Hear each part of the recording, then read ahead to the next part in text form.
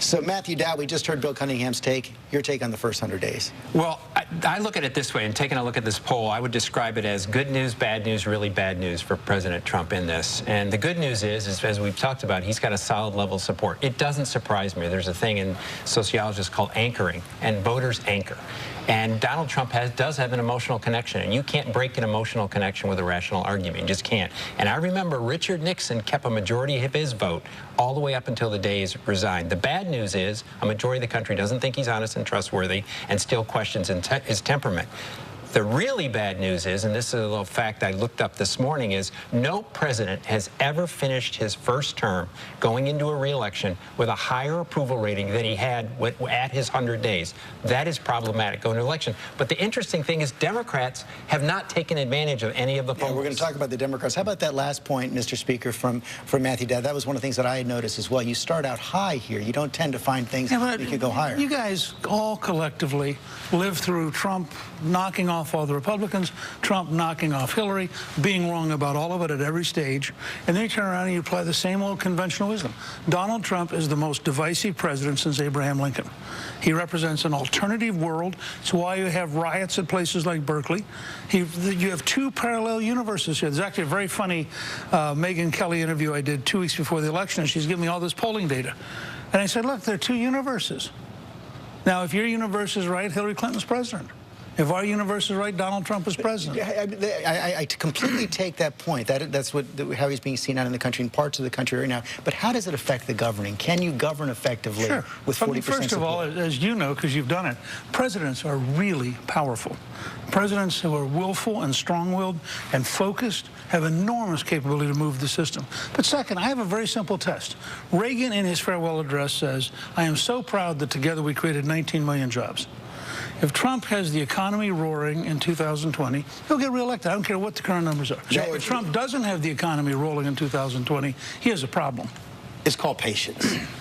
All that stuff Bill said, how wonderful they feel about Trump, they're screwed, those same places, they're screwed with their health care, with their education. And so they can love Trump all day, but when you start looking at his policies, look at his budget, those same people are going to be crying because his policies are going to hurt them the most. He talked about coal coming back. We've lost more retail jobs under Trump than the number of coal jobs in America. Coal is not coming back. But again, they think that because he keeps saying it, okay, go right ahead. All you got to do is just wait for it because those same folks are going to be crying a year from now.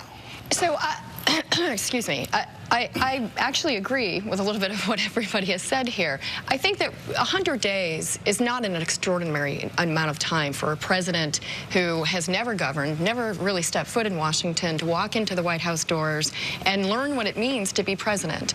And clearly, Trump is learning in real time on the job. We saw that with health care. He wasn't able to accomplish anything with health care because he had no idea how Congress worked. It was so hard. And he had no idea how health care worked. Will that change the next go-around? You know, I would like to believe that our President of the United States understands how the American health care system works. But I think we have to look at this in a bigger picture. These voters that we are talking about, the Trump voters, the president still does have a halo effect with them because he hasn't done anything to hurt them that they see yet. He hasn't really done anything to help them. Right. What's he done? He's put forward a travel ban that's been reversed by the courts. He's rolled back women's rights. He's rolled back LGBT rights.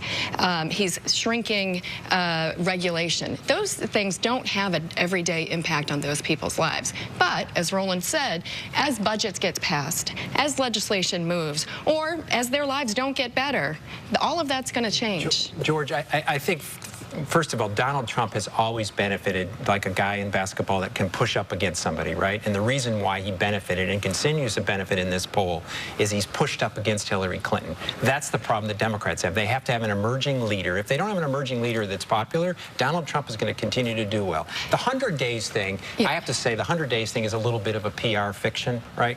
It was started by FDR, and it's really not a standard that's predictive. How well you do in your first 100 days doesn't tell you how you're going to do in a re-election. But there ought to be some standard, and I look at the first 100 days in 3 ways.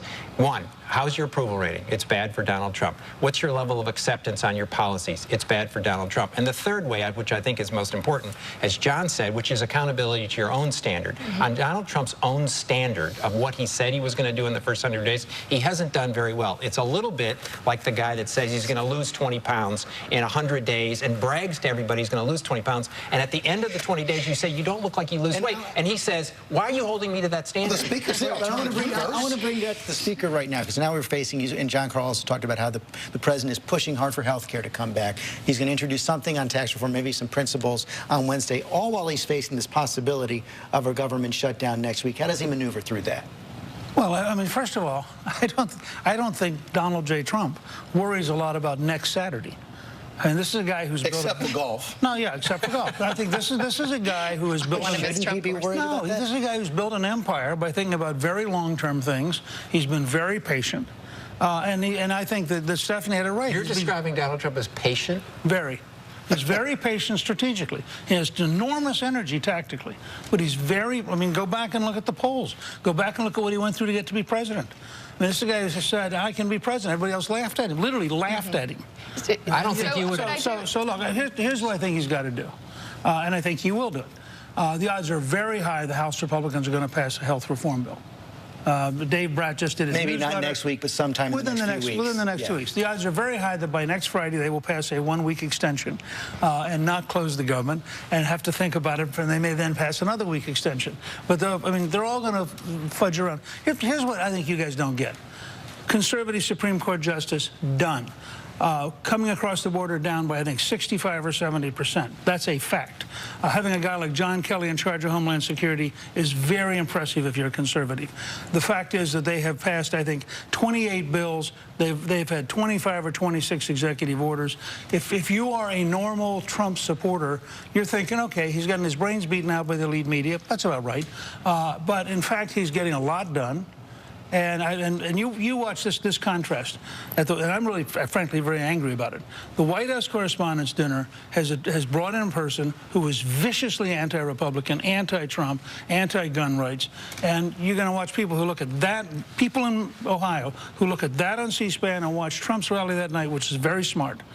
And they're going to say, okay, which America do I identify with? Speaker, look, they're going to identify with Trump. They're bringing in a comedian, whatever. The bottom line is this here. No, you talk, viciously okay, fine. Whatever you want to call it, he's a comedian. But here's the deal. You talk about this whole deal with coastal elites. I travel across this country, okay, somebody who's born and raised in Texas. And the bottom line is this here. Those same very people who keep saying they're loving Trump, they also are scared to death of his health care bill. And if the House Republicans pass a bill that's going to affect their health care, trust me, you think those town halls have been tough so far? These same Republicans are scared to death, and that's why they're canceling them. And those are the same real people you're talking about. They're changing the bill.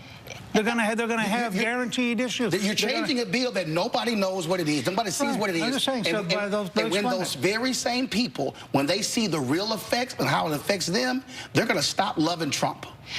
I think that there are a couple of signs here. You know, our talk about Donald Trump versus Hillary Clinton and Washington elites versus Donald Trump.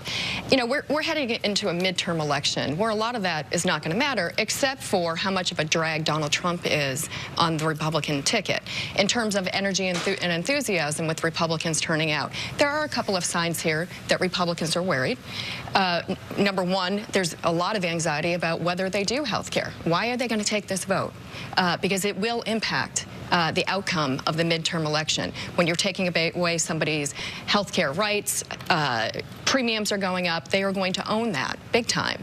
The second thing is we do have some evidence through these special elections that the Democratic base, while it may not be as unified as it could be, is extremely energized.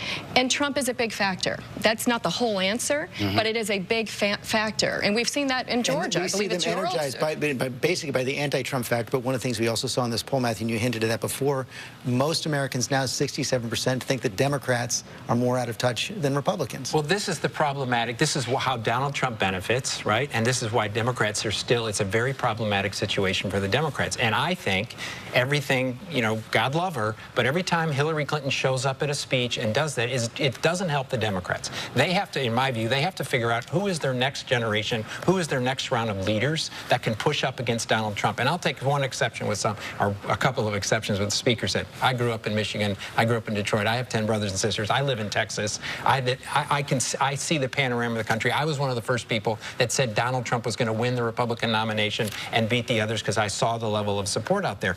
Keep in mind that Donald Trump, ever since he was inaugurated as president, a majority of the country has disapproved of Donald Trump. And so, yes, while we have this, while we can keep talking about elites, elites, and elites, I know in almost every single urban area in the country, Austin, Dallas, Houston, New Orleans, St. Louis, Kansas City, Cincinnati, the city of Cincinnati, in spite of that, Cleveland, all of those areas, they didn't vote for Donald. It's urban, rural. Yes. Well, it's also suburban. Just, two quick things. First, there's one study last week, 91% of the elite media coverage of Trump has been negative. Trump will have negative coverage. It'll have an effect on the polls. That's just a reality. This is the war we're in. Two. I mean, war from facts versus accountability. No, it's a war you guys make up. But the second thing is, I believe, and I'm happy to come back and talk about it later in a couple weeks. By the time they get a bill through the House and the Senate and through conference committee, they'll be able to answer every question you're talking about in terms of Trump voters and health care, and it will be better than the collapsing Obamacare we're living through. They can't answer in the United States Senate. The marker has been set. We'll have you all back. That was a great discussion. Thank you all.